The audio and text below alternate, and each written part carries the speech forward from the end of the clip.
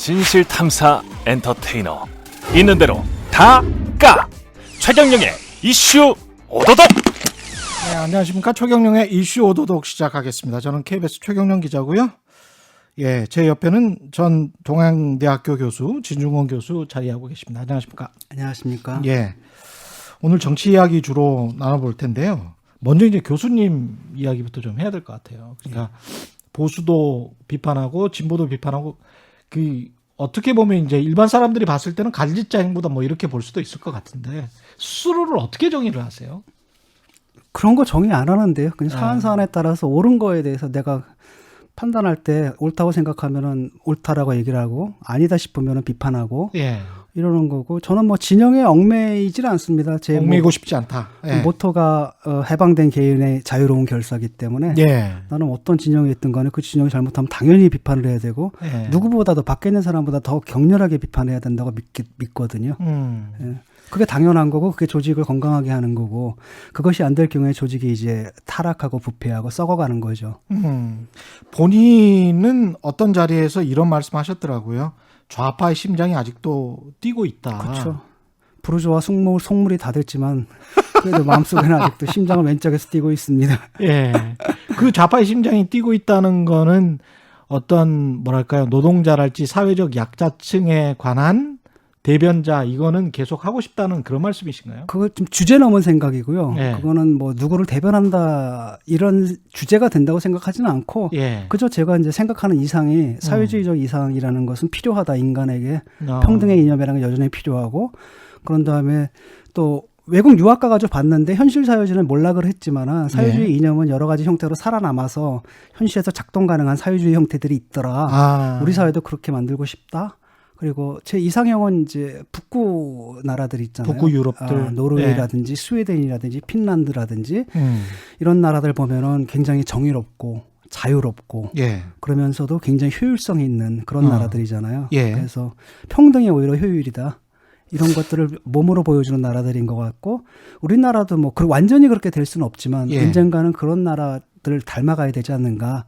거기들 보면 남녀 평등 지수도 상당히 높고, 그렇죠. 노르웨이 같은 경우는 오히려 여자들이 이제 징병권을 권리다, 예. 군대 가게 해달라라고 얘기를 하는 그 정도 수준까지 와 있기 때문에 저는 이제 그런 사회를 제가 꿈꾸고 있기 때문에 그런 의미에서 내가 아마 좌파인 것 같다 이렇게 생각하는 거죠.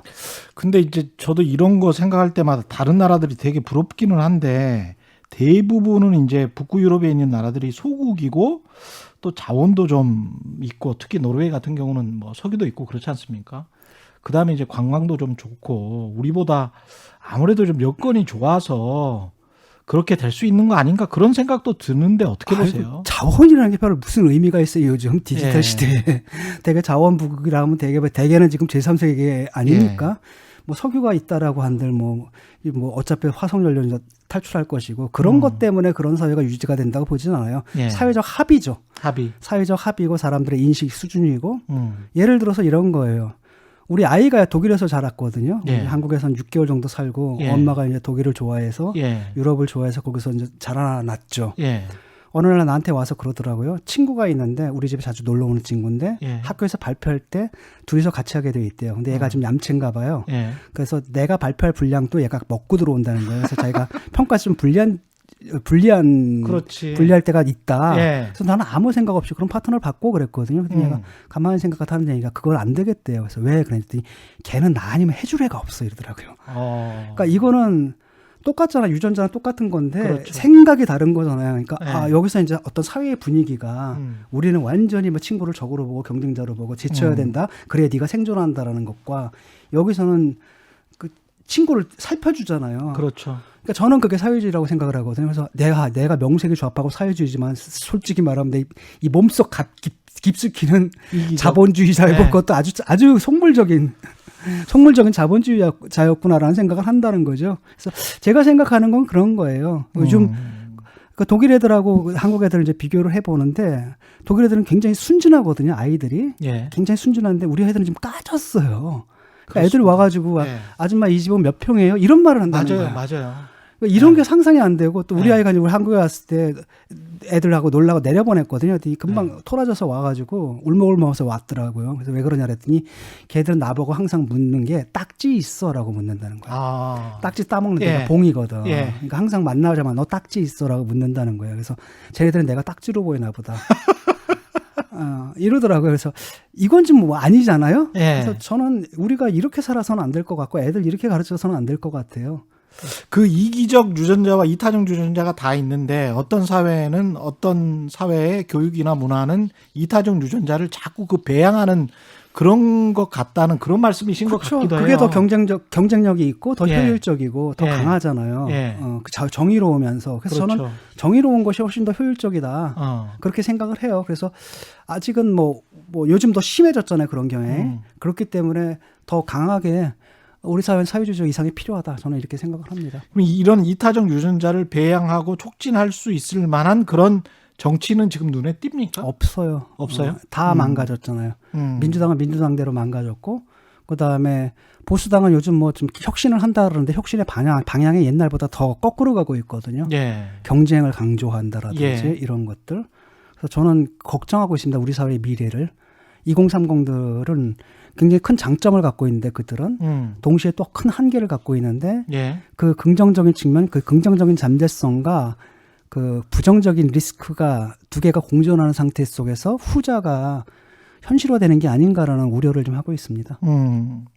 그런 우려들을 먼저 이제 집권 여당부터 이야기를 해볼게요. 민주당 대선 이야기를 해봐야 될 것 같은데 민주당 비판을 요새 이제 많이 하시잖아요. 근데 이제 그것도 어떻게 보면 민주당이 더 잘할 수 있을 것 같은데 더 못해서 그래서 비판하시는 겁니까? 아니면은 야, 이 사람들은 완전히 이제 옛날의 이상이나 이념을 다 버렸구나 이렇게 생각해서 비판하시는 뭐 두 개 다죠. 두 개 다. 일단은 뭐 집권 세력이기 때문에 아니 뭐 야당은 지금 집권 세력이 아니잖아요. 예. 그러니까 구체적으로 하는 일이 없다는 거죠. 통치를 하지 않기 때문에 예. 비판할 것도 없는 것이고 반면에 이들은 통치를 하고 권력을 갖고 있고 그렇기 때문에 당연히 거기서 비판의 지점들이 생기는 거잖아요. 예.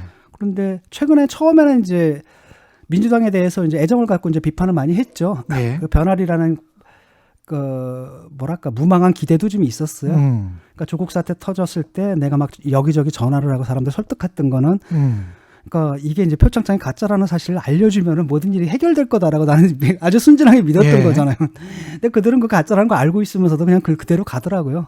전화를 여기저기 하셨었어요? 그러면 그때 그래서 내가 끊었던 담배도 다시 피게 되고 속이 다 타니까.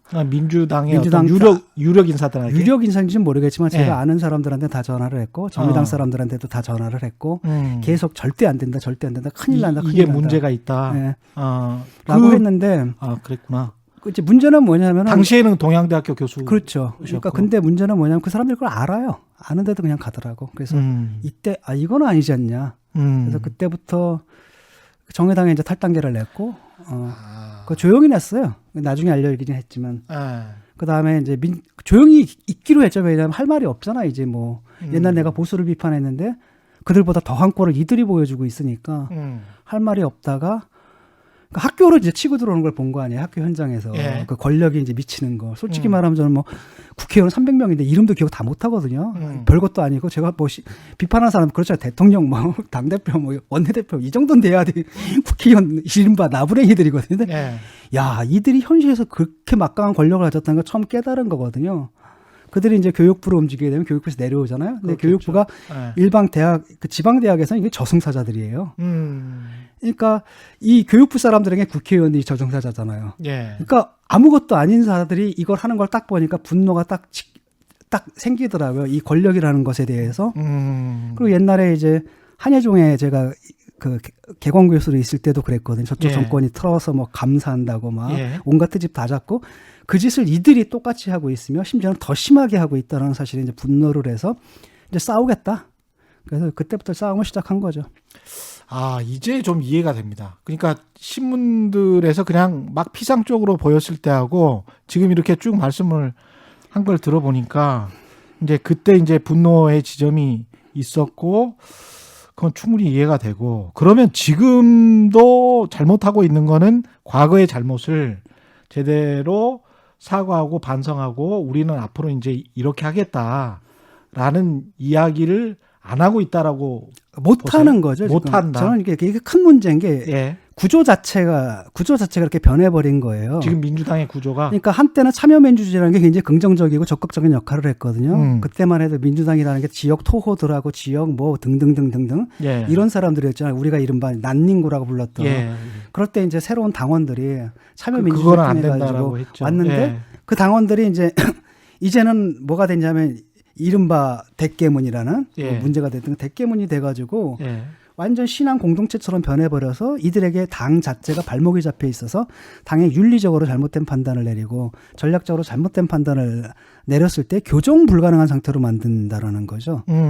그리고 일부의 이제 당보다 자기를 먼저 생각하잖아요, 정치인들이. 네. 그러다 보니까 일부 정치인들, 일부가 아니라 대다수 정치인들이 이제 그들이 뭉쳐있는 그 강성 지지층의 지지를 자기들이 당내 헤게모니를 유지하는데 활용을 하고 있거든요. 예. 그러다 보니까 뻔히 저는 그렇게 머리가 나쁜 사람들이 아니기 때문에 예. 다 알고 있을 거라고 생각을 해요. 알고 예. 있음에도 불구하고 이들이 갖고 있는 그릇된 믿음을 강화하고 그들에게 그들의 입맛에 맞는 일을 하고 오히려 이들보다 더 강하게 예. 잘못된 일을 하면서 그들의 지지를 끌어내서 그걸로 대선 후보가 되려고 한다든지 아니 공천을 받으려고 한다든지 심지어는 최고위원이 되기도 하고 이런 사태가 이제 벌어지기 때문에 이번에 송영길 대표가 뭐 쇄신한다라고 했는데 결국 못 하잖아요. 예. 그 뭐 김경률 회계사 예. 불렀잖아요. 예. 그 나름대로 뭐 송영길 후보가 쇄신을 한다. 그래서 그 시그널로 이제 부른 거잖아요. 그래서 저한테도 이제 그게 들어왔어요. 아, 그래요? 제 입장은 정말로 민주당이 변하려고만 한다면은 그 노력은 난 지원을 한다. 내가 국민의힘을 싫어하지만 국민의힘이 변하려고 한다면 내가 가거든요. 예. 심지어로 그쪽의 행사에서 돈도 안 받고 무료로 가서 해줘요. 아, 그래요? 왜냐하면 보수당이 합리적으로 변하는 게 난 진보라고 생각을 하고 민주당이 원래 리버럴한 정당으로 돌아오는 게 진보라고 생각을 하고 예. 진보 정당인 정의당이 이제 과거의 급진적인 진보 정당으로서의 색깔을 회복하는 게 우리 사회 진보를 위한 일이라고 생각하기 때문에 예. 그랬는데 그때 나한테 뭐 압박 면접을 할 수 있겠냐 그러더라고요. 그래서 당신들이 변할 의사가 있으면 내가 언제 얼마든지 한다. 그런데 당신들 감당되겠느냐? 감당 안 될 거다. 그래가지고 먼저 김경률 씨를 쓰고 김경률 씨가 그쪽에서 통과가 되면은 그 다음에 일조 충격이 좀 완화됐기 때문에 내가 나을 거다라고 아예 했는데 2차 면접으로? 네. 그 다음에 내가 이제 최종 면접은 내가 들어가기로 얘기가 돼 있었어요. 아, 그래요? 난 도와주겠다. 근데 예. 이제 김경률 씨부터 그게 안 되잖아요. 그래서 내가 다시 만나가지고 내 말이 맞지? 안 돼. 감당 안 되잖아. 근데 제가 이렇게 정치 프로를 맡은 지 한 4개월 정도 됐는데 지금 하시는 내용들의 상당 부분 이해가 되고 그 강성 지지자들이 어느 정도 규모라고 생각을 하세요? 그게 뭐 정말 의원들이 꼼짝 못할 정도의 그 정도의 어떤 뭔가 있습니까? 뭐 자기들 말로 달라요. 예. 얼마가 이재명 도지사는 이제 1,000명만 자르면 된다. 그래서 좀 이따 3,000명이다. 그것도 어떤 사람은 10만 명이다. 이렇게 얘기를 했는데 예. 중요한 건 바라보면 이들이 넛지 역할을 하거든요. 그 수가 얼마나 되는지 모르겠어요. 한 10만 정도 되겠죠. 많이 잡아야. 예. 이들이 넛지 역할을 한다는 거예요. 예. 많은 사람들은 어떤 특별한 사안에 대해서 견해가 없거든요. 예. 그럴 때 이들이 먼저 딱 치면은 그게 이제 전체 견해가 돼버린다는 어떤 거죠. 기준을 설정을 해버린다. 예컨대 이제 가게가 두 개가 동일한 물건을 파는데 예. 이쪽에 한 사람이 서 있고요. 여기는 아무도 안 서 있거든요. 어디서 사시겠어요? 아무래도 이쪽 가게 가죠. 그렇죠. 많이 사람들 서 그러니까요. 있는데. 그렇게 된다라는 거죠. 아, 여기 장사 잘 되는구나. 이게 넛지 효과거든요. 예. 그런 역할들을 하고 실제로 민주당의 당대표는 누구냐면 김어준이에요. 뉴스공장. 뉴스공장에서 총 노선을 정해주잖아요. 김경률 예. 안 돼? 그러니까 정리가 되죠. 그다음에 나중에 누가 김경률 불러왔어? 예. 강훈식 나와? 사과해. 예, 잘못했습니다. 사과하잖아요. 당대표가 추진하는 일이 무산되는 거예요. 그러니까 예. 사실상 당대표가 밖에 있는 거죠. 예. 근데 그가 데리고 있는 게 바로 이제 강성 지지층들이잖아요. 오히려 당내 민주주의를 막고 있다. 전체주의고 약간 그 모택동 시절 있잖아요. 마오쩌둥이 아. 당내 이제 실권이 없으니까 대중들을 동원해가지고 그 힘으로 자기가 이제 문화혁명을 하잖아요. 그런 게 이제 대중운동의 필연적 현상이에요. 그게 나타나는 거죠. 어떤 뭐랄까요 순혈주의랄지 순수성이랄지 이런 거를 이제 강조하기 시작하면 극단으로 치닫게 되는데. 그렇죠. 예. 근데 그 순수가 얼마나 순수한지 모르겠어요.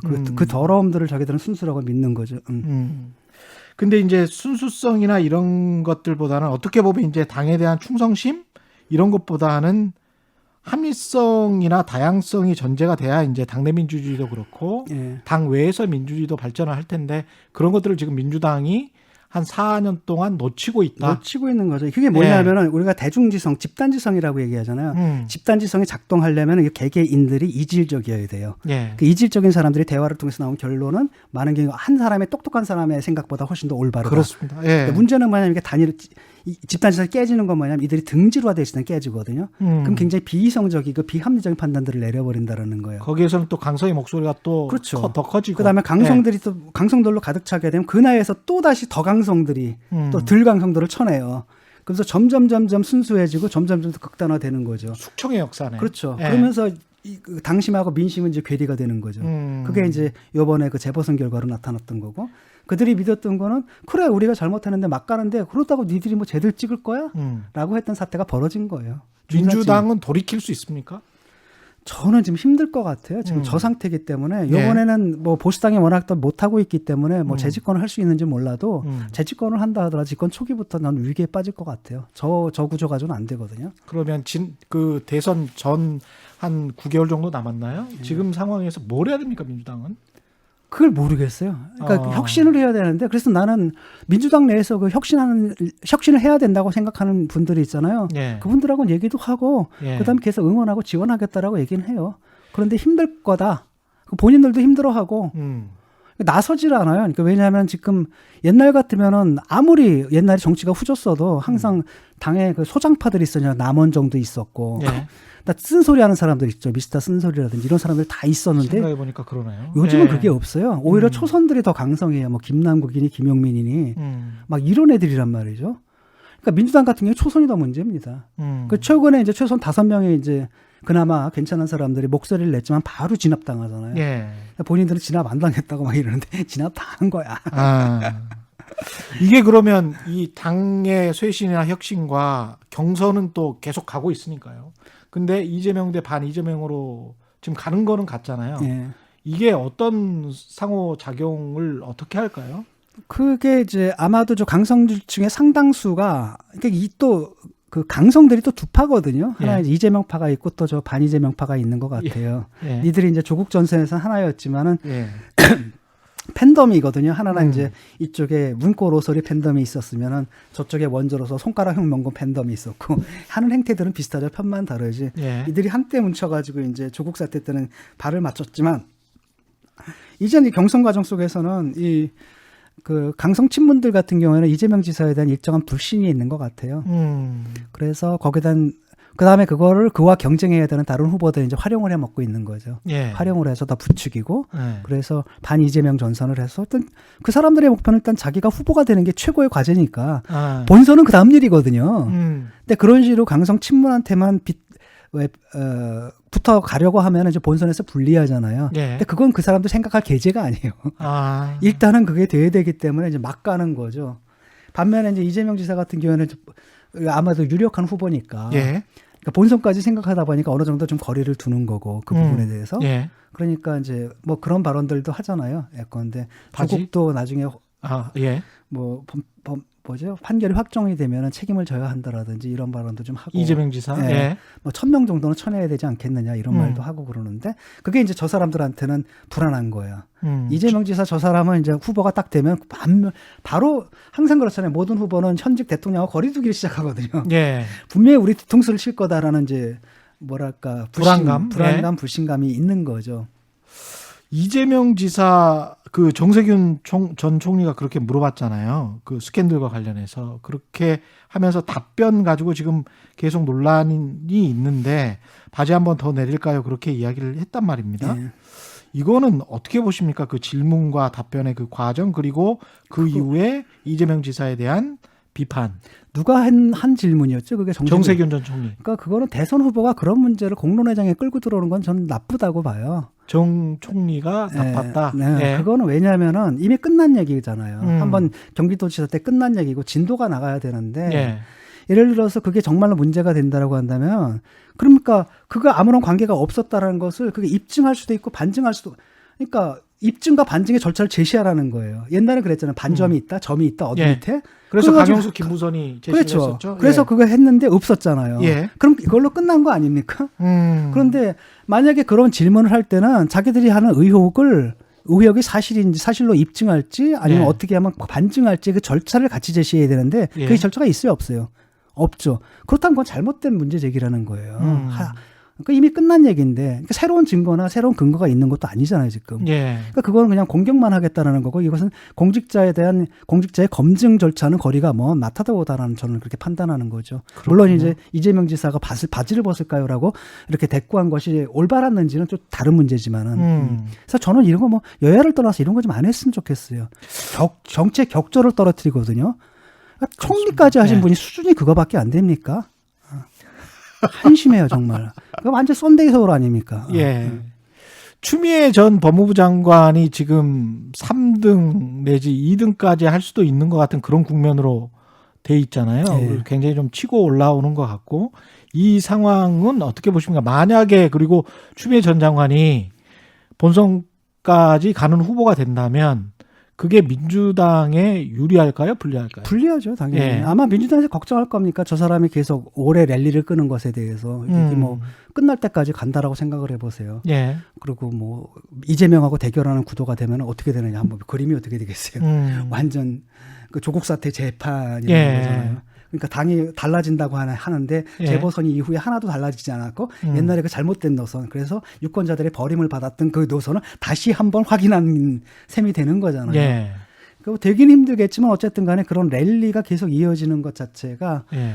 민주당에 좋은 건 아니죠. 근데 가장 민주당에서 좋은 시나리오는 그러니까 그 강성 지지자들을 추미애가 가져가고 그걸 갖다가 유력한 주자가 가볍게 지침으로써 예. 민주당이 그래도 그 조국의 강을 건넜다라는 어떤 상징적인 이벤트를 연출하는 것이 예. 가장 이상적일 거예요. 근데 저 사람들이 이렇게 만만한 사람들이 아니고 요번에도 봤듯이 이재명이 그 국민 압박 면접에서 4등 하잖아요. 그렇죠. 예. 그거 이제 거기에 그 평가에 참여한 사람들이 상당히 고관여층, 이른바 예. 강성들이란 얘기거든요. 예. 그쪽에 이제 분위기가 심상치 않다는 걸 보여주는 거죠.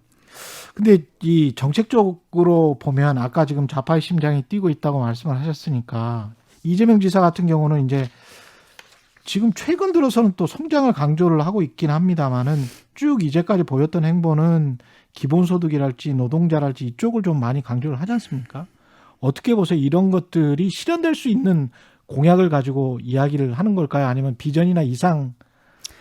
뭐 두 가지 측면이 좀 있는 것 같아요. 그러니까 그쪽에 아마 이제 좌파에 있던 분들이 많이 가신 것 같거든요. 그쪽으로. 그러니까 민주당과는 좀 뭐랄까 가치하게 좀 모한다고 느끼는 그래서 예. 본인들이 아마 좌파라고 이렇게 믿는 분들이 예. 뭐 한 자리에들 좀 하시려고 그쪽에 많이 가 있는 걸로 알고 있고 예. 그러다 보니까 의제가 이제 그렇게 좀 나오는 걸로 알고 있는데 예. 저는 이런 운동권 마인드가 좀 문제라고 보거든요. 오히려 예. 이렇게 말하면 정책 전문가들도 있는 걸로 알고 있어요. 그 진영에. 예. 그렇기 때문에 아젠다가 좀 활발하게 나오잖아요. 예. 그런 것들이 그 덕인데 그 자체가 뭐 나쁜 건 아닌 것 같아요. 예. 근데 문제는 뭐냐면은 이게 항상 민주당의 가장 큰 문제가 뭐냐면 정책의 문제를 항상 정치의 문제로 풀잖아요. 이념화를 해버리거든요. 탈원전 같은 경우에도 오케이 원칙적으로 찬성하는데 예. 그걸 그렇게 서두를 일이 아니잖아요. 어차피 정치의 탈원전이라는 게 문제를, 몇십 년에 걸쳐서 진행되는데 예. 이번 정권 내에서 뭔가를 보여줘야 되고 그걸로 지지율을 끌어올려야 된다. 이러는 가운데 무리한 수가 벌어지면서 뭐 검찰 수사까지 가고 막 예. 이러다 보니까 막 다 판이 망가지는 거잖아요.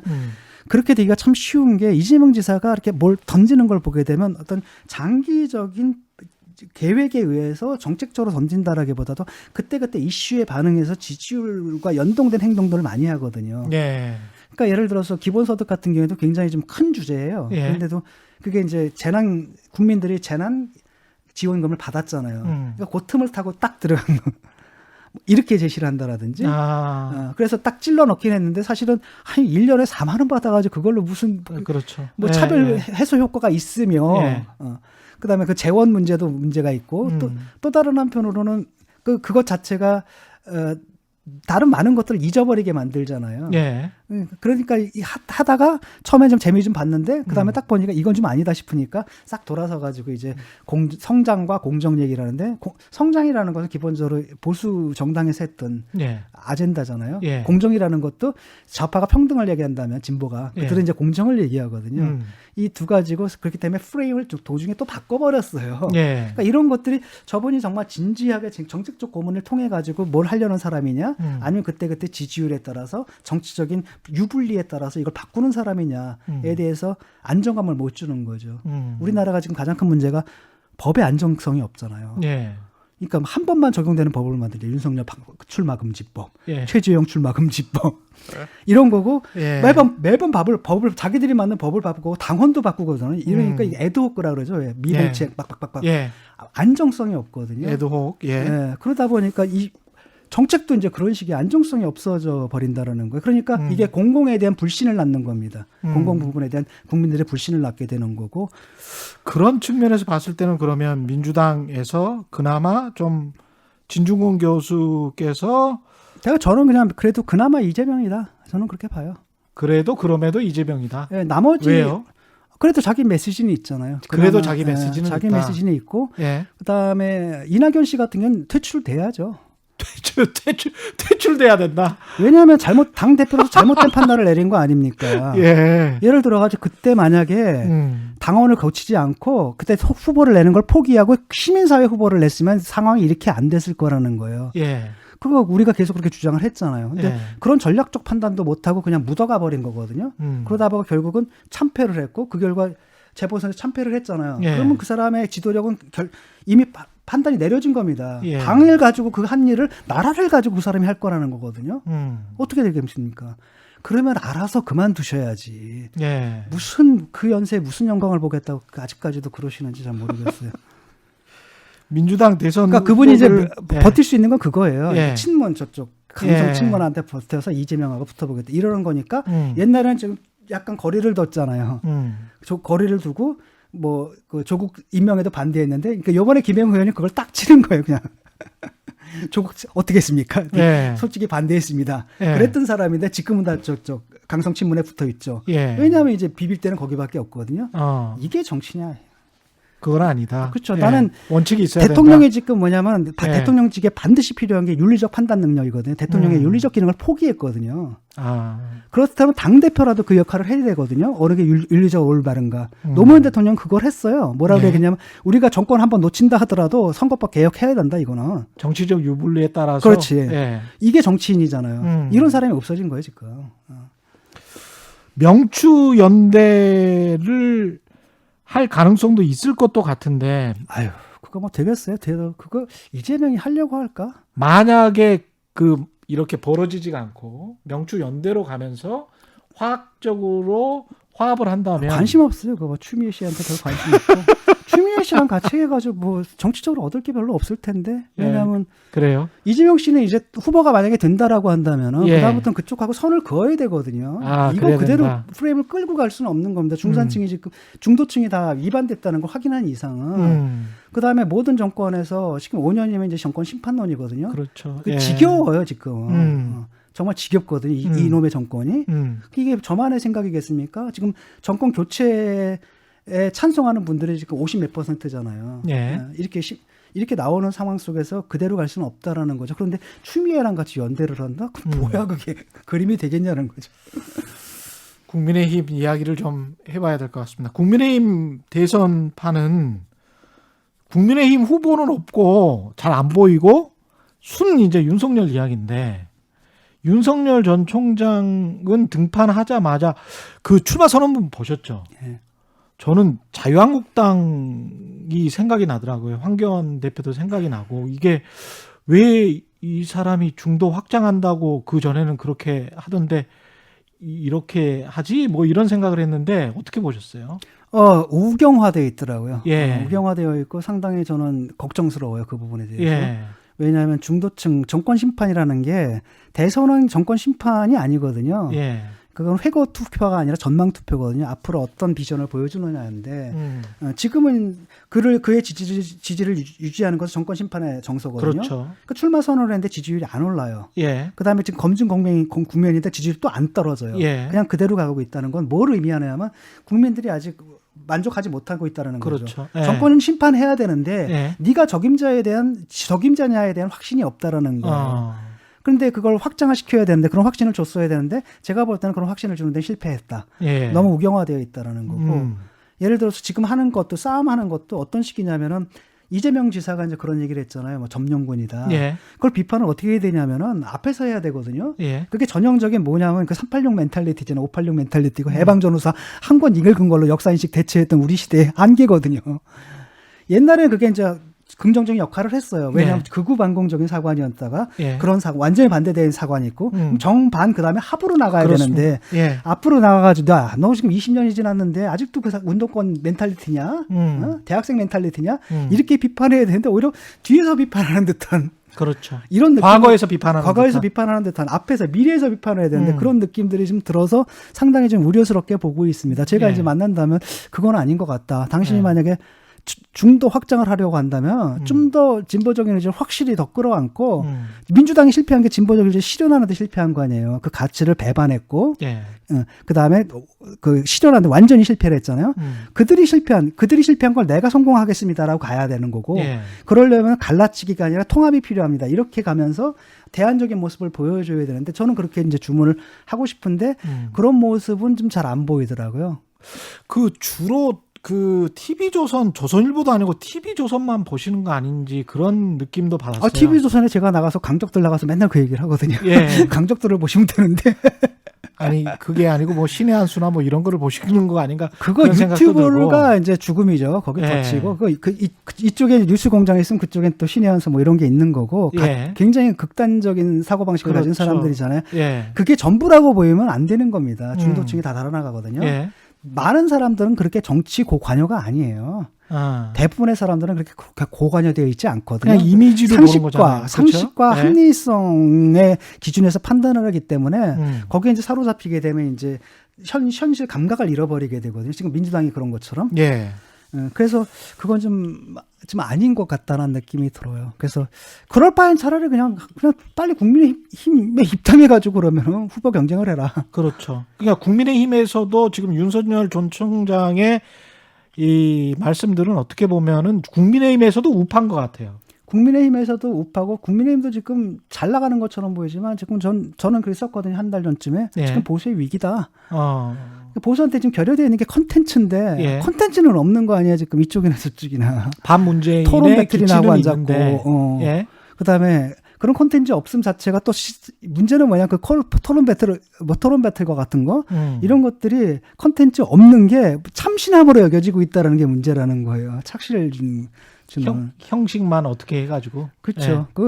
저는 그거 별로 찬성하지 않거든요. 그래서 저한테 뭐 심사위원 봐달라 그러는데 내가 그걸 비판하는 사람한테 가서 심사위원을 봐주냐. 그래서 안 한다 그랬죠. 윤석열 전 총장의 엑스파일은 이렇게 받아보셨는데 바로 그냥 삭제하셨습니다. 저는 그런 식의 정치 담론이 그렇게 흘러가는 거 싫어요. 싫다. 그러니까 공직자의 검증을 하려면은 예. 근거를 가지고 객관적 근거를 가지고 책임 있는 사람이 제시를 해야 되는데 그것 아마 다들 읽어보셨을 텐데 지금 언론에 보도도 안 된다라는 것은 깜이 안 된다는 얘기잖아요. 예. 그런 것은 정치를 혼탁하게 하기 때문에 예. 저는 그런 것들은 아예 보지도 않아요.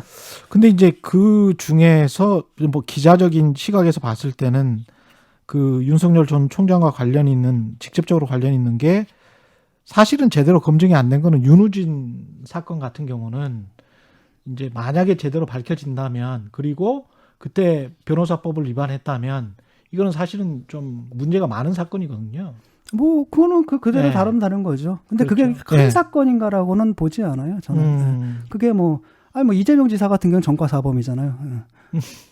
근데 그거하고 네. 이거 같은 경우는 이제 검사로서 어떤 뭐 봐주기 위해서 이제까지 이제 지금은 그러니까 입후잖아요. 다. 그렇죠. 이쁘죠. 입후니까 그것을 예. 입증할 수 있는 근거를 대고 거기다 그렇죠. 해명을 해라 예. 이렇게 하면 되는 문제지. 예. 지금 그게 아니라 어떤 거냐면 정치권의 술책이고 또 다른 한편은 우리나라 기자들이 참 문제가 참 많은 게 뭐 정당 기관원들 같아요. 정당원들 같이 이제 보도를 가지고 나는 기자들이 사건을 보도하는 게 아니라 보도를 사건화하거든요. 예. 그러니까 이런 게 이제 문제인데 예. 왜냐하면 자기 실현적 예언이 있어요. 윤석열은 안 된다 그러면 안 되는 거죠. 예. 그 다음에 이제 그쵸 주가가 오른다 그러면 오르고 떨어진다 예. 떨어진다 그러면 그 예언이 실현되잖아요. 그런 것들을 이제 기법으로 대중 여론 조작들을 좀 하는 차원에서 그런 얘기들이 많이 나오는데 전 그럴 것 없이.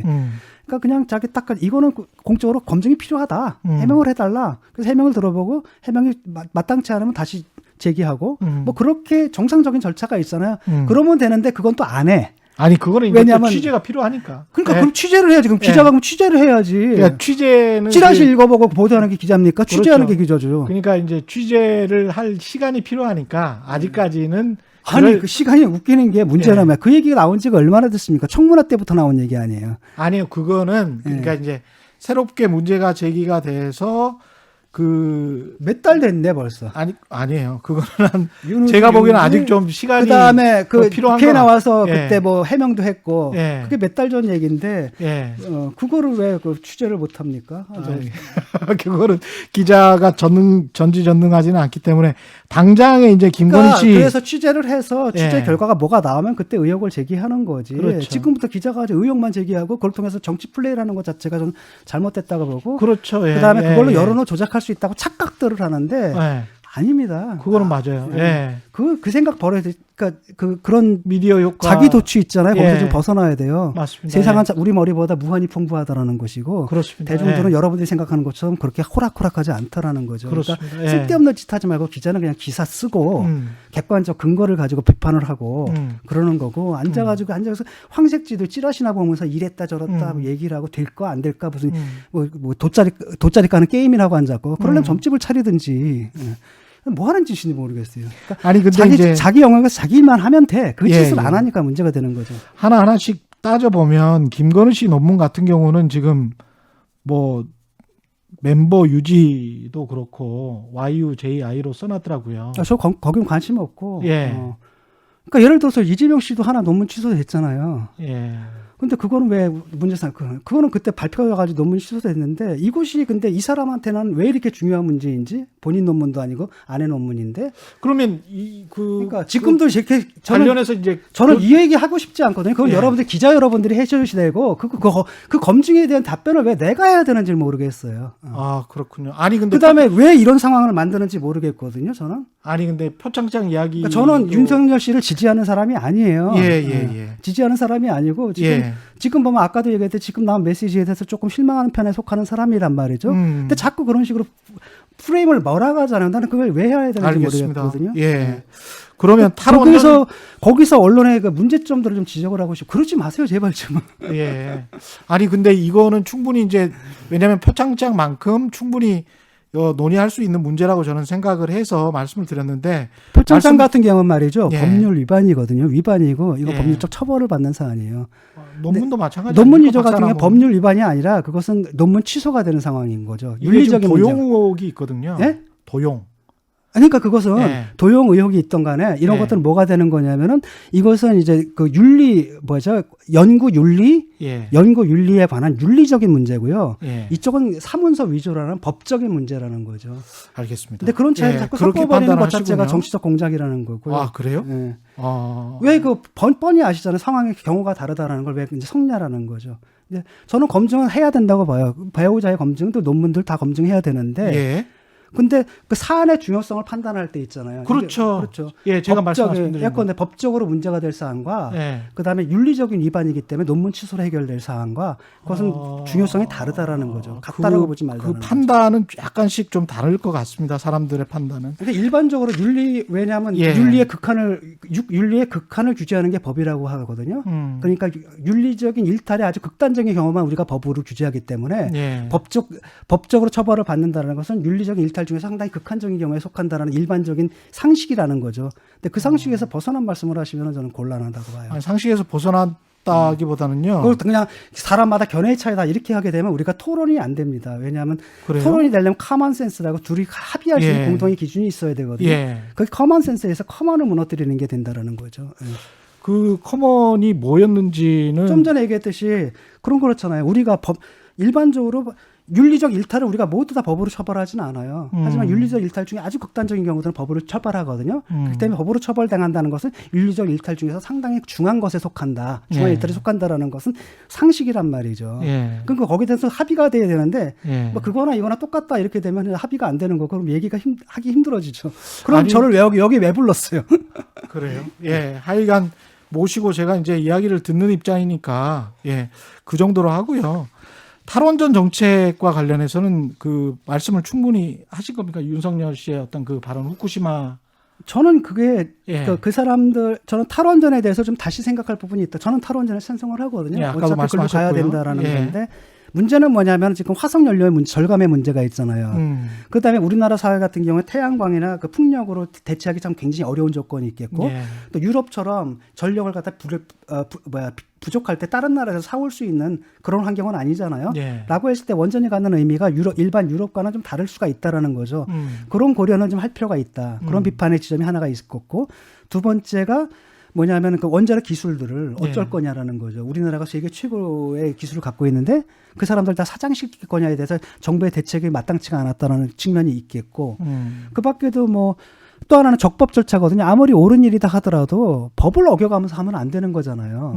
그 탈원전이다라는 게 몇십 년 걸쳐가지고 이루어지는 건데 예. 그걸 이 정권 내에서 뭔가를 보여주고 그걸로 지지율을 올리겠다 이런 식으로 처리한 것의 문제점들 나는 이 세 가지만 지적을 했어도 된다고 보는데 이분은 그냥 아예 그냥 원전 진짜로 가 있더라고요. 예? 원전을 필요하다라고 가 있단 말이죠. 예. 예. 그러면 저는 어떤 문제가 생기냐면은 이런 것을 지적할 때는 대부분이 아마 동의할 겁니다, 국민들이. 그런데 갑자기 그렇기 때문에 원전이 필요하다 이렇게 가게 되면 저 같은 사람은 아닌데 이렇게 된단 말이에요. 그렇죠. 그러니까 예. 중도층을 확정하는데 예.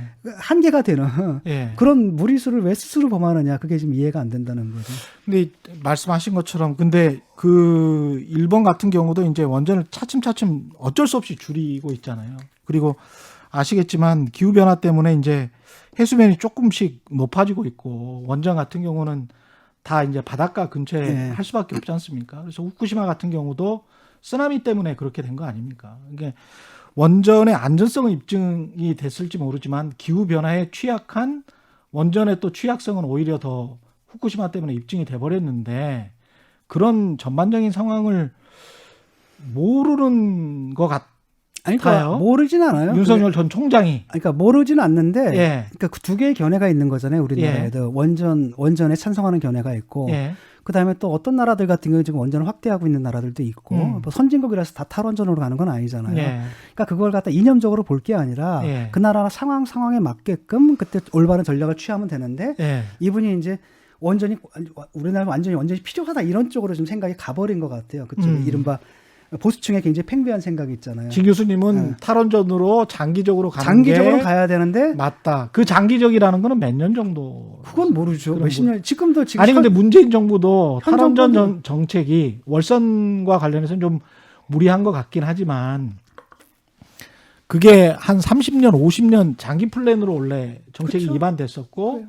그게 지금 원래 그렇게 시행하는 거였었잖아요. 그렇죠. 근데 이제 예. 문제는 이제 여러 가지 문제점이 있잖아요. 태양광 한다고 산을 다 깎아내고 막 태양광을 한다라든지 예. 예. 그 자체가 이제 복마전이 돼버린 측면들이 있고 풍력 그 자체도 또 문제가 있고 그러니까 여러 가지 문제점들이 드러났잖아요. 저는 이제 그 부분만 지적을 하면 될 것 같고 그러니까 원전에 대해서도 지금 이게 또 과도기적으로 쉽게 말하면은 이게 원전을 갖다 뭐 친환경 에너지다라고 말하는데 제가 동의를 하지 않지만 상당 기간 동안에 우리가 완전 친환경 에너지를 전환하기 과도기 동안은 어느 정도 원전이 필요하다라는 부분이 있잖아요. 예. 그런 부분에서는 흔쾌히 동의할 수 있다고 생각을 한다는 거죠. 예. 근데 이 정권에서는 뭐라고 생각하냐면은 성과주의잖아요. 예. 그러니까 자꾸 퍼센티지를 올리려고 무리하게 막 사업을 해가지고 산을 깎아내가지고 거기다가 태양광 짓고 그렇다 그걸로 그럼 대체가 되느냐? 그럼 대체율도 별로 안 되거든요.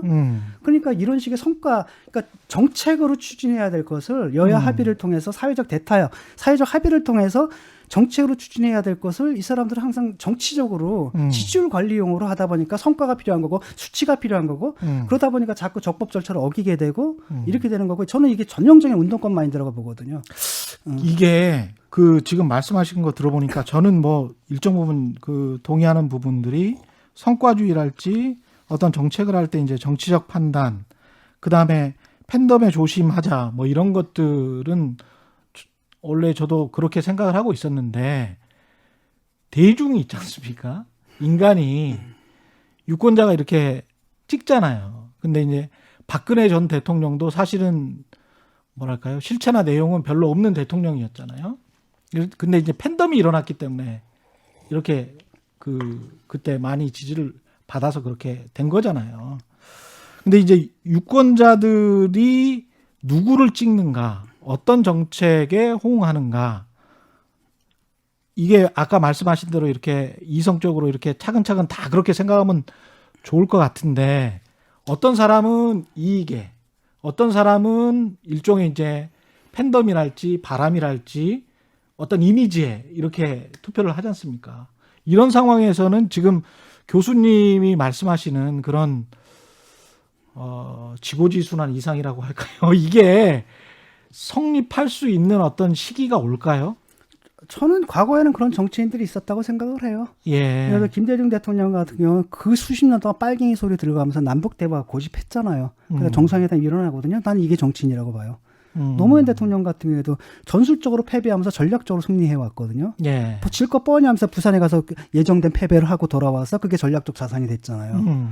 이런 생각을 하는 정치인들이 이게 정치인이라고 보는데 그런 정치인들이 없고요. 지금은 다 직장인 비슷해요. 이렇게. 단기적으로 생각하지 말고 눈앞에 이익만 보고 예. 그다음 공공에 대한 생각이 없어요. 자기 철학이 없어요. 대통령도 지금 저는 이제 문재인 대통령이 노무현 대통령이 내 친구라고 얘기를 했기 때문에 믿었는데 없더라고요. 그냥 꽝이더라고요. 그다음에 그 밑에 있는 사람들 뻔하잖아요. 근데 정치 철학을 가진 사람들이 하나도 없습니다. 다 기술자들만 있어요. 이게 문제라는 겁니다. 이거는 정치 자체가 위기에 빠진 거예요. 지금 정치라는 게. 그리고 정치라는 게 뭡니까? 저는 그렇게 생각하거든요. 툭툭 보여주기식 정치만 한다. 예. 그러니까 예. 정치의 목적이 뭐냐면은 아리스토텔레스가 인간은 정치적 동물이라고 했죠. 폴리스의 동물이라는 거예요. 예. 좋은 폴리티콘인데 예. 폴리스 안에는 인간이 살고 그 밖에는 신이나 동물이 산다는 거예요. 예. 간만에 인간이 되어주려면 정치를 해야 된다는 거예요. 정치를 통해서 인간이 인간다움의 속성을 얻을 수 있는데 예. 그게 두 가지예요. 하나가 로고스입니다. 예. 정책을 놓고 토론하다 보니까 내 한계를 상대가 나를 알게 해줘요.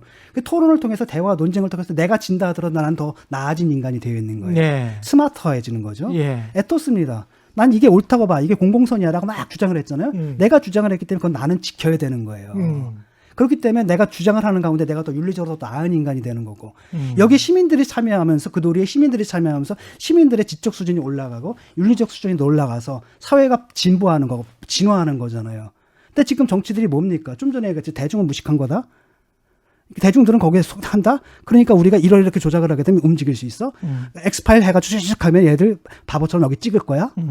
지금 그런 겁니다. 한번 생각해보세요. 생태탕 가지고 페르 감아가지고 한 달을 떠들어서도 되던가요? 대중이 이렇게 멍청하지가 않아요. 아닌 건 아닌 거라는 거죠. 그러니까 아직 그때 이제 김대엽 때문에 그러는 것 같은데 나는 김대엽이 아니었어도 그때 노무현이 될 수밖에 없다고 봐요. 왜냐면 그때 시대 정신 노무현이었어요. 그 다음에 다스가 이명박 거로 드러났어도 난 그때는 대통령 이명박이에요. 왜? 그때 시대 정신은 그 사람이었어요. 이런 걸 봐야 되는데 시대 정신을 안 보고 맨 앉아가지고 그 엑스파일 가지고 어떻게 이미지 흠집낼까? 그리고 나는 그래서 이게 아닌 걸 아닌 거라고 판단하는 그 시기가 좀 시점이 너무 빠른 거 아니에요? 지금? 아니죠. 저는 전체적으로 우리가 네. 국민들이 어떻게 보면 굉장히 멍청한 거 보이지만 것처럼 보이지만 장기적으로 봤을 때 멀리 봤을 때는 그때그때 다 올바른 판단들을 해왔다. 합리적인 판단들을 해왔다라고 저는 봐요. 이명박 전 대통령이 된 것도 합리적인 판단이었어요. 그때도 그렇게 보는 거죠. 왜냐하면은 그때는 이미 진보 정권이 두 개가 있었잖아요. 거기에 대한 실망이 있었기 때문에 넘어간 거고. 아니 근데 거기에 대한 실망이나 뭐 이런 거는 다 인정을 하는데요. 네. 이제 BBK랄지 다스랄지 이런 것들이 분명히 이제 진실인 것처럼 보였었잖아요. 그랬다가 이제 나중에 이제 진실로 드러났잖아요. 그러면 이제 시간의 흐름으로 보면 시간이 우리가 이렇게 흘러갔으니까 우리가 자성해야 될 부분도 분명히 있는 것 같다라는 이야기죠. 그렇죠. 예. 국민의 판단이 모두 다 옳을 수는 없지만 예, 그렇죠. 때로는 국민들도 실수를 할 수 있고 오류를 예, 범할 예. 수도 있지만 많은 경우에는 예를 들어 황우석 때라든지 제가 계속 싸웠던 데가 이제 예, 황우석 때라든지 예, 뭐 예. 이럴 때잖아요. 예. 잘못된 판단을 하지만 나중에 돌아보면 돌아와 있단 말이죠. 국민의 신뢰는 아니지만 그렇다고 그렇게 사람들이 이렇게 몇 가지 조작에 의해서 이른바 언론사하고 검찰이나 아니면 언론이나 정치권이나 누게 협작해가지고 이런 거 퍼뜨리게 되면 국민의 선택이 달라질 것이다라는 생각들이 있잖아요. 아니, 매크로 조작을 하게 되면 뭐가 달라질 거라든지 예. 그런 생각은 굉장히 잘못된 거고요. 민주적이지 못한 거라고 봐요. 지금 그러면 지금 현재 또는 2022년의 유권자의 시대 정신은 뭐라고 생각하세요? 그러니까 그거를 지금 대선들 후자들이 내야 되는데 그걸 못 내고 있다라는 거예요. 제가 볼 때는 저는 뭘 얘기를 해야 되냐면은 지금 예. 분노와 좌절을 읽어야 된다. 분노와 좌절을 읽어야 지금 우리 된다. 사회가 세습 중산층 사회가 된 거거든요. 예. 그 중산층 쪽에서 아주 대표적인 게 이제 진보 사람들이에요. 예. 그 사람들이 특권층이 됐고 기득권층이 돼서 음. 그 권력과 특혜를 갖다 지금 자기 자식들한테 세습하는 단계에 온 거 아닙니까? 예. 그런 과정에서 이제 조국 사태가 벌어진 거고 예. 그걸 진영 전체가 옹호를 하게 되면서 진영 전체가 다 망가져 버린 상태잖아요. 여기에 대한 반발로 좌절에 빠진 그 젊은이들은 뭐냐면 기껏해요 시험 보게 해달라는 거예요 지금. 예. 그래 우리가 다 참겠다. 시험이라도 보게 해달라 이 얘기를 하는 거고요. 최소 요구를 하는 거죠. 그다음에 젊은이들은 이거 노동해가지고 안 된다는 거예요. 아무리 열심히 일해도 안 되니까 영끌을 해서도 코인 산다라는 거잖아요. 이게 지금 좌절이거든요. 코인을 사는 마음에 창의성이 있으니까 노동의욕이 있겠어요. 이래가지고 나라가 되겠냐라는 거죠. 여기에 대해서 이들의 좌절과 분노에 대답을 누가 해줘야 되는데 대선 후보가 지금 20명인데 이쪽 저쪽 합하면 예. 하나도 제 마음에 와닿는 또는 이거다 싶은 메시지를 못 내고 있는 거죠. 저는 계속 그 지점을 얘기를 하고 있는 거예요. 예를 들어서 손학규 후보가 뭐라고 그랬습니까? 저녁 있는 삶. 굉장히 많은 걸 함축하고 있는 거 한마디잖아요. 그렇죠. 예. 왜 그 한마디를 내는 사람이 없느냐라는 거예요, 지금. 지금 상황이 너무나 분명하게 확연하게 드러났는데. 근데 저는 이제 기자로서 그런 생각은 해요. 그 지금 말씀하신 분노와 좌절은 충분히 공감은 하는데 이런 느낌이 아니고 이런 사실은 있습니다. 그러니까 가령 이제 박근혜 정부나 이명박 정부 때 제가 한 15년 정도 고위공직자 재산검증을 쭉 했었거든요. 그때는 가령 강남에 집을 소유하고 있다고 그게 한 채라면 그걸 비난하는 보도는 없었어요. 진짜 없었어요. 그리고 KBS 탐사 보도에서도 그 규칙 같은 게 상속을 받아서 어쩔 수 없이 지금 팔지를 못하고 있다. 이거는 그 관보를 보고 확인하고 그냥 이거는 그냥 넘어갔거든요. 근데 본인이 이제 매매를 했다. 어떤 특정 지역에. 그리고 빨리 팔았다. 그리고 그때 당시에 어떤 이슈가 있었다. 부동산에 이슈가 있어서 이거는 뭐 투기에 어떤 의심이 있다. 그러면 1주택자라도 그거는 투기를 한 것 같다라고 해서 취재를 했단 말이죠. 그런 어떤 기준들이 있었는데 문재인 정부 들어와서 이른바 이제 조중동과 경제신문들이 그냥 뭐 강남에 집 있다. 그러면 이제 이렇게 비난을 하고 진보 기득권층이다. 이렇게 하는 거는 이거는 공정한가? 제가 봤을 때는 그렇거든요. 그러니까 그거는 왜 그러냐면요. 예. 버든 오브 커미트먼트라고 해서 예. 그 공약의 부담이라고 아까 제가 말씀드렸잖아요. 그거예요. 평등을 외쳤던 사람들은 그렇게 살면 안 되는 거예요. 아, 평등을 외쳤던 사람들은 국민의힘 사람들은 애초에 평등을 외치지 않기 때문에 그렇게 산다 하더라도 니들은 그렇게 살면 안 된다라고 했던 니들이 강남의 집을 갖고 있어? 이건 아니다라는 거죠.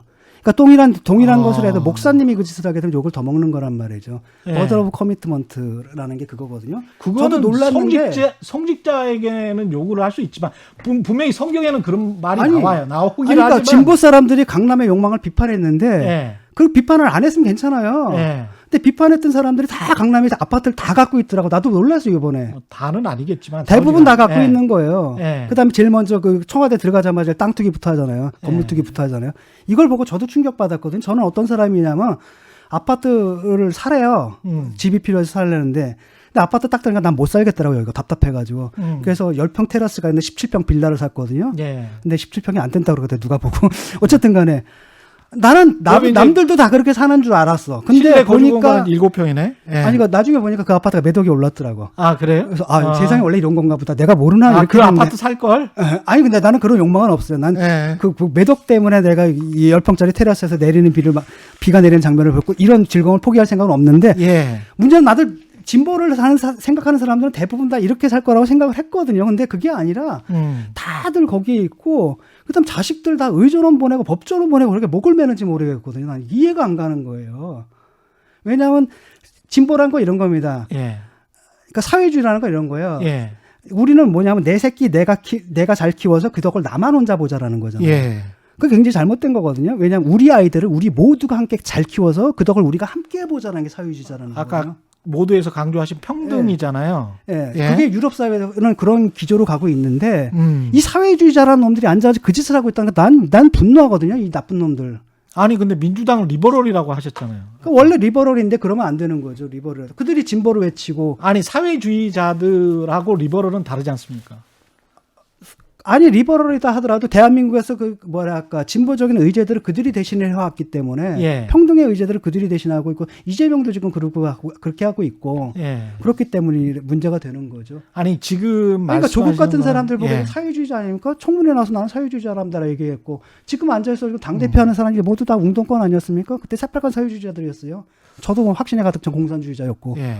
근데 뭐 앉아가지고 이제 아니 근데 과거에는 그랬다고 하더라도 본인들의 재산 형성이 만약에 그게 적법한 그러니까 이 사람들이 생각해 보세요. 예. 예컨대 부동산으로 인한 그 뭐랄까 불로소득은 완벽하게 환수해야 된다고 주장을 하잖아요. 아니 그러면 이게 잣대가 이렇게 다르면 만약에 국민의힘은 그런 분들이 많잖아요. 근데 국민의힘 같은 경우에 문제가 뭐가 되냐면 예. 동일한 예컨대 국민의힘에서 가장 큰 문제가 되는 건 그들에도 공약의 부담이 있거든요. 예. 대표적인 게 김용갑 씨예요. 김용갑 씨가 아들 둘 군대 안 보냈잖아요. 예. 근데 다 사정이 있었거든요. 다 사정이 있어서 못 간 건데 그때 엄청나게 두들겨 맞았죠. 그건 바로 그들의 공약의 부담이에요. 너희들이 안 보내겠느냐? 근데 니들이 그랬다면 보통 사람들이 군대 안 보낸 것보다 더 많은 욕을 먹어야 되고 사실 너는 억울하겠지만 그래도 욕을 먹어야 돼. 그러니까 이회창 씨가 아들도 보기엔 삐짝 말랐잖아요. 군대 못 갈만 하잖아요. 그래도 그렇게 혹독한 검증을 겪었다라는 겁니다. 그때 그 검증을 했던 게 누굽니까? 민주당 사람들이에요. 아니 이 부동산 이야기에서 서민 주거 정책이나 이런 것들은 박근혜 정부건 이명박 정부건 다 강조를 했었거든요. 그리고 근데 그럼에도 불구하고 지금 말씀하시는 거 들어보면 이제 국민의힘 사람들은 그러면 그냥 투기해서 돈 벌어도 괜찮고 아니죠. 그들도 비난을 받아요. 다만 비난의 정도가 다른 거죠. 그래서 국민의 사람들한테도 좀 검증하자 그런 거 아니에요? 그래서 뭐 개인정보 요청서 내고 거기서 또 들통나가지고 또 욕먹고 다만 국민들이 볼 때는 누구를 더 욕하느냐라는 거예요. 그때 예컨대 안보에 관해서는 동일한 잘못을 했다 하더라도 그 저쪽을 더 많이 욕할 것이고 이런 문제에 관해서 민주당을 더 많이 욕하는 것은 당연하다는 거다. 왜냐하면 그게 바로 공약의 부담이다. 내가 말을 했기 때문에 누구보다도 내가 먼저 지켜야 된다는 거죠. 예. 이 아까 그 보여주기식 정책 이야기를 하셨는데 그 여가부 폐지 이야기 최근에 나왔지 않습니까? 네. 유승민 전 의원도 이야기했고 하태경 의원, 이준석 대표도 이야기를 했는데 이것도 그 비슷한 연장으로 보십니까? 여가부 폐지. 그러니까 지금 그 컨텐츠가 없다라는 거예요. 보수의 컨텐츠가. 그러니까 보수의 컨텐츠가 없으니까 자꾸 이게 과거로 돌아가거든요. 내가 네. 조국 사태에서 가장 우려했던 건 뭐냐면 그냥 민주당이 망가지는 걸 우려하는 게 아니라 예. 진보의 가치에 대한 불신, 회의가 사회에 팽배한다라는 거예요. 예. 이런 사태가 벌어지게 되면 그 자본주의적 공정마저도 못 지키는 사람들이라면 우리가 어떤 사회주의적 평등 얘기를 못 하게 된다는 거예요. 아예 꺼내지도 못하게 된다는 거거든요. 예. 지금 그것이 이제 반동으로 나타나는 게 이준석 돌풍이고 그다음에 이번에 이렇게 나오는 거예요. 생각해보면 유승민 씨 나름대로 합리적인 분이에요. 그 동네에서는. 그렇죠. 그다음에 하태경도 그렇고 예. 이준석도 그렇고 근데 이들이 지금 여성부 폐지하자고 나오잖아요. 예. 이건 내가 볼 때는 전체적인 세계적인 흐름에 완전히 반대로 거꾸로 가자라는 거잖아요. 그러니까 저는 그 반동적이라고 보거든요. 이런 상황을 초래한 거에 대해서 우리가 좀 책임감을 느껴야 된다는 겁니다. 이거 왜 문제냐면 유엔에서 권고했단 말이에요. 이거는 내가 알고 있기로는 여성가족부는 유엔에서 여성 문제를 전담하는 부서를 창설하라는 권고를 받아서 우리 정부에서 만들었단 말이죠. 하지만 여성부 운영을 너무나 잘못해왔던 거예요. 예. 요번에 그 박원순 사건이라든지 이럴 때도 예. 여성부에서 제 역할을 못했잖아요. 정권 편을 들었잖아요. 이런 실망이 나왔으면은 올바른 해법은 여성부를 강화해서 제대로 역할을 하게끔 여성의 목소리를 대변할 수 있게끔 강화하는 게 정답인데 저 사람들은 뭘로 가냐면 폐지로 간다는 거예요. 극단적으로. 그러면서 오히려 남성 권력을 공고화하는 쪽으로 간단 말이죠. 그러면서 저는 이건 반동적이라고 보고 그거는 뭐 표 때문입니까? 당연히 2030의 그 포퓰리즘이고 그다음에 일종의 뭐랄까 아주 안 좋은 선동 정치죠. 예. 저는 그건 나쁘다고 보고 예. 그래서 보수의 위기라고 하는 겁니다. 속에 얼마나 가겠어요, 저런 식으로. 예. 왜냐하면 대한민국 성평등 지수가 전 세계에서 108등, 108이거든요. 예. 이렇게 된다고 한다면 이런 상황 속에서 여가부 폐지하자? 이런 식의 극단적인 세법을 내놓는 쪽으로 갔단 말이고 그걸 가지고 사람들 표심을 얻으려고 하는 게 미국에서 일어났던 트럼피즘 현상이 미니 버전으로 한국에서 일어나고 있는 거예요. 저는 이걸 진짜 두려워하고 있고 문제는 뭐냐면 이게 2030한테 상당히 많이 먹히거든요. 예. 근데 생각해보세요. 2030이 10년, 20년이면 우리 사회 주축이 되는 거예요. 그때 국가 공동체가 어떻게 되겠냐고. 예. 그러니까 미국 같은 경우는 바로 그렇게 되면 샌델 같은 사람 보수주의자잖아요. 예. 그 사람이 그런 책을 쓰거든요. 이거 위험하다. 예. 국가 공동체가. 이건 진보 보수의 차이를 떠나서 이건 위험한 거예요. 우리 여기서 경고를 해야 된다는 거죠. 자본주의자들이 오히려 이거 자본주의적 경쟁이 깨지고 사실상 자본주의 생각하고 이전의 있죠. 신분 사회로 돌아가는 거거든요. 예. 세습 사회로. 예. 지금 그런 현상이 우리나라에서 벌어지고 있는 거고 그 앞장서서 진보가 그 짓을 하다 걸린 거예요. 이게 이런 문제라는 겁니다. 그러니까 철 좀 들었으면 좋겠어요. 이게. 그렇게 보시는구나. 근데 이제 그 관련해서 그렇다면 이게 근데 어떻게 잘못 이렇게 꼬이면 그 제일 상단에 있는 거는 결국은 이재용이잖아요. 근데 이재용이나 재벌 권력이랄지 그리고 재벌 권력과 대형 법무법인 뭐 김현장이랄지 요즘은 저 정부 쪽 이쪽이 더 잘 나간다 그러더라고요. 뭐 좌우지간 모 법인이라고. 예, 모 법인이든 그 사람들이 동일한 짓을 하는 거야. 옛날에 그들이 예, 했던 짓이 예, 이제 여기서 예. 동일한 게 생긴 거고요. 예. 옛날에 조선일보가 하던 짓을 이제 한겨레가 하고 있고. 예. 하여튼 MBC는 옛날에 거기 있을 때는 그 짓 하더니 예. 요즘 요 짓 하고 있고. 그러니까 그 적이랑 똑같아 가지고 뭐가 다르냐 도대체. 그렇죠. 그러니까 근데 더 나쁜 건 뭐냐면 예. 이쪽은 안 그럴 거라고 얘기까지 했으니까 더 열받는 거예요, 사람들이. 층위가 더 높은 곳을 견제 내지 감시 내지 해체 내지 뭔가를 해야 되는데 예. 그게 오히려 약해지지 않나 이런 논의를 계속 하다 보면 그런 우려 비슷한 게 저는 지금 드는데. 뭐 검찰 예를 들어 한동훈이 잡은 거 아니에요, 이재용을. 예. 그다음에 그 어떻게 잡았냐면은 이게 사실 어떻게 우회해가지고 잡은 거거든요. 예. 그러니까 그들이 말하는 무리한 수사를 잡은 거죠. 재벌은 못 잡아요, 검찰이다 하더라도. 그다음에 뭐 온갖 언론들이 다 돌봐주고 정치인들이 다 뒤를 돌봐주고. 예. 옛날에 그 심상정 의원이 그러더라. 민주당 의원들 중에서도 한 10몇 년 됐는데 예. 멀쩡한 사람이 갑자기 고장난 레코드처럼 동일한 말을 반복할 때 삼성에 다녀갔구나 생각하면 된대요. 예. 그런 식의 권력을 가진 사람들이기 때문에 검찰 같은 경우는 뭘 했냐면 언론의 도움이 필요했던 거고. 예. 그래가지고 뭐 좀 흘리고 그래서 그 수사에 추동력을 얻어서 그래서 겨우 잡아 넣으면은 또 사면해주자고 나오잖아요. 예. 이런 상황이거든요. 거기는 여야 가리지 않습니다. 같습니다. 저쪽 애들이 큰 보험, 작은 보험 그때그때 들어주거든요. 이런 문제고. 알겠습니다. 그래서 여기에 동원돼가지고 하는 건 그게 문제고 저는 그렇기 때문에 검찰 막 때려대는데 솔직히 말하면 야, 조국이라는 사람 어떻게 보면 그냥 대학 교수 아니야. 이거 하나 잡는데도 난리가 나잖아. 서초동에서 몇십만이 모이고 온갖 정치 권력에서 방해를 하고 막 이렇게 나온단 말이죠. 이재용도 마찬가지고. 이런 상황이라는 거예요, 지금. 예. 이런 건 얘기 안 두고 뭐 검찰은 악마화해가지고 저는 그건 아니라고 봐요. 그다음에 그 사람들 보면은 야, 변호인단이 막 그냥 그 사람들은 또 민변 안 써 그럴 때는 또 보니까 김현장 이런 거 써. 이런 거 딱 보면 와 이게 뭐냐 도대체. 저는 좀 이제 진중훈 교수랑 처음 대담을 하는 건데 좀 이해하게 됐어요.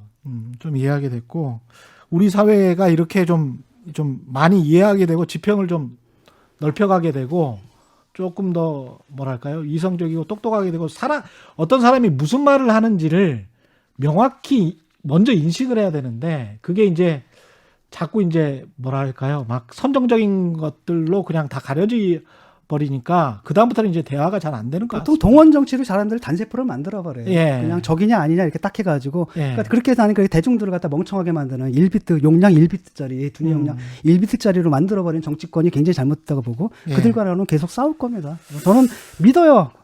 그러니까 이 데카르트주의이기 때문에 인간은 합리적인 동물이다. 누구나 이성을 갖고 태어나고 그걸 발휘하면서 살아야 되고 예. 그다음에 인간은 굉장히 나도 윤리적으로 굉장히 많은 거고 털어보면 굉장히 많은 문제점이 그렇죠. 있지만 그걸 예. 인정하면서 그렇기 때문에 나는 나쁜 놈이겠다 더 나쁜 짓을 할 거야가 아니라 예. 이걸 인정하면서 고쳐가면서 지적을 받아가면서 음. 그러니까 앞으로 나가는 것이 올바른 방향에 대한 믿음이 있다라는 거죠. 그런 예. 믿음들을 국민 여러분과 같이 하고 싶고 이런 믿음을 대변하는 정치인이 나왔으면 좋겠고 그런 정치인이라면 저는 그런 정당이나 정치인이라면 적극적으로 지원할 것이고 응원할 것이고 그렇지 않은 정치인이라면 저는 계속 싸울 것이고 그거죠 뭐.